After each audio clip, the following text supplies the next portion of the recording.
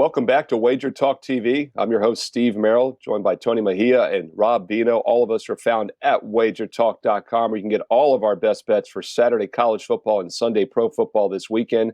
And you can also take advantage of an incredible $199 football special for the rest of November, college and pro combined. We're going to get to a Monday night football preview between the Patriots and Jets. AFC East divisional game, a little different than in years past, obviously.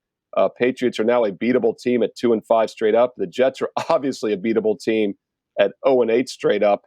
Patriots only a 7-point road favorite, Tony, and the total is right around 42.5. Got a few days until this game kicks off, but Tony, what are your early thoughts here? Do the Patriots bounce back after 4 straight losses, or can the Jets actually get their first win of the season here on Monday night, Tony?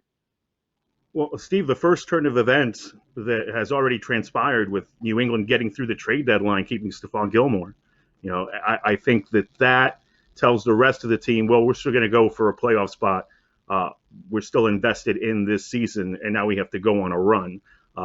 And I think that's possible. And if you're of the belief that either the Jets are too terrible to back or you're not willing to give up on the Patriots just yet, you want to get in on this number at 7, because I think it's only going to go up to 8, 8.5. There is no weather issue for this game. It should be seasonably warm for East Rutherford. It's going to be in the 50s on Monday night. And, the Jets still have Jamison Crowder questionable. Rashad Perryman still trying to clear concussion protocol. Those are their top 2 receivers. I think Sam Darnold does have the arm talent to give the Patriots a run if those guys get in there. But throwing checkdowns to Braxton Berrios isn't going to cut it. And if they're not available, that's what they're stuck with. The run game is still a problem. It's still one of the poorest offensive lines in football. And obviously, Bill Belichick's going to be able to take advantage of that. Cam Newton showed some signs. It was a disheartening way for the Patriots to lose that game at Buffalo. But I don't think anybody's quit on that roster. And they are getting a strong push up front. Andrews is back in the middle anchoring that line, and the running game has shown its pulse. So, I don't discount the fact that the Patriots could potentially sneak in and be a player for that 7th and final playoff spot. And I do think it would start on Monday night, and don't expect the number to go below 7. So if you want to get it on the Patriots, as I probably will, I would ride New England early in the week. Yeah, and Rob, that line is currently 7 minus $1.15 in most locations. So as Tony mentioned, it is looking that's likely to go higher. We're doing this video on Tuesday evening, 5 full days, actually almost 6 days before the game kicks off next Monday night. So it does look, again, like if you like New England, you want to play this one now at -7. Very unlikely it goes to 6.5. Very likely it could hit 7.5. Rob, if you like the Jets, you want to wait, take at least 7.5 or more. Can you make a case for the Jets, Rob Vino? They're an 0-8 team, but what really makes it tough for me to back them is they can't throw the ball. And I don't like to back teams hoping for that backdoor late cover when they're averaging 4.5 yards per pass and just 4.5 yards per play on the season. Not a good defense, but the offense, Rob, especially the passing attack, has been awful, and that's why they are an 0-8 straight up 1-7 against the spread this year. Rob, what are your thoughts on this Monday night battle? Yeah, it is. It's difficult to take them, Steve. They've been an underdog of 7 or more 6 times this year. They're 1-5 in that role. All right. The losses are 26-8 to Buffalo, the game where Buffalo kicked 6 field goals and couldn't cover, right? Buffalo dominated statistically. But then you just go down the margin of loss, 24, 20, 29, 18. They just don't come close in this price range. So that makes it very, very difficult to go ahead and grab the New York Jets. New England actually has laid 7 points exactly 3 times this year. They're 2-1. They lost to Denver, but the other 2 were covers back earlier in the season, Miami and Las Vegas. I really want to piggyback what Tony was saying about, despite the fact that New England's a 2-5 team, you don't see any quit there. The first thing I did when I was going through the handicap of this game was I went to the standings just to see where they sit divisionally. Surprisingly, they've only played 2 division games so far this year. The heartbreaking loss to Buffalo last week, if they had been able to pull that out, they'd be 2-0 in the division. They're only 1-1, so it's not like the lights are shut out on the Patriots yet. So I really am with Tony in that regard, that I think New England's going to keep on playing hard. And I think if today is any indication, guys, they go out, They make a trade with Miami because Julian Edelman's on IR, and they get Isaiah Ford, a slot receiver.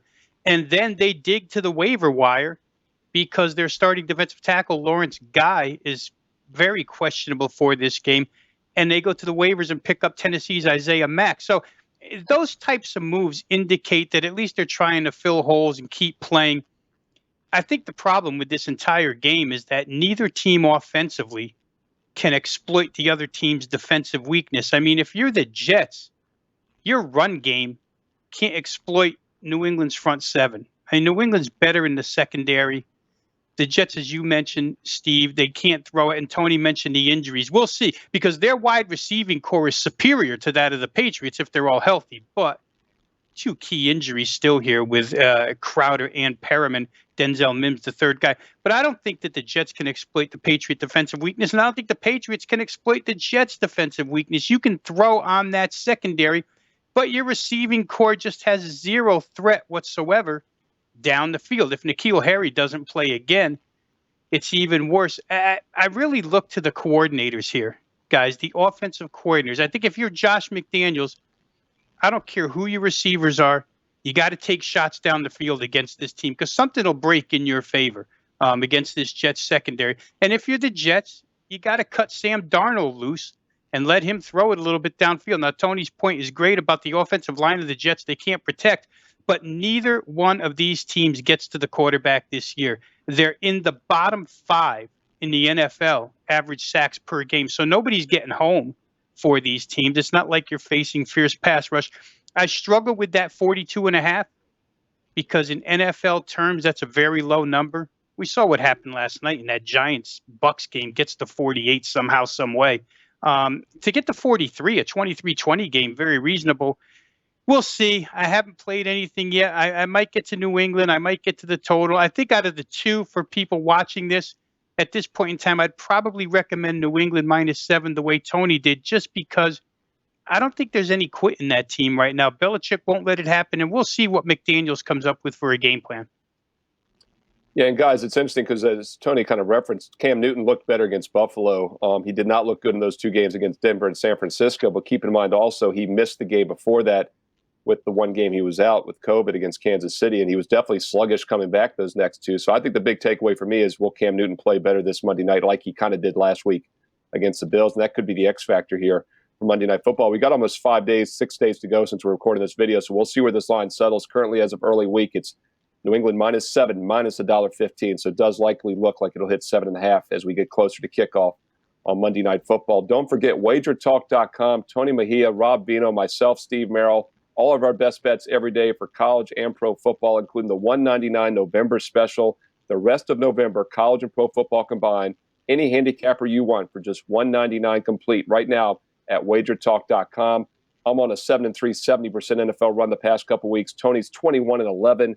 Rob is even better, 26-11.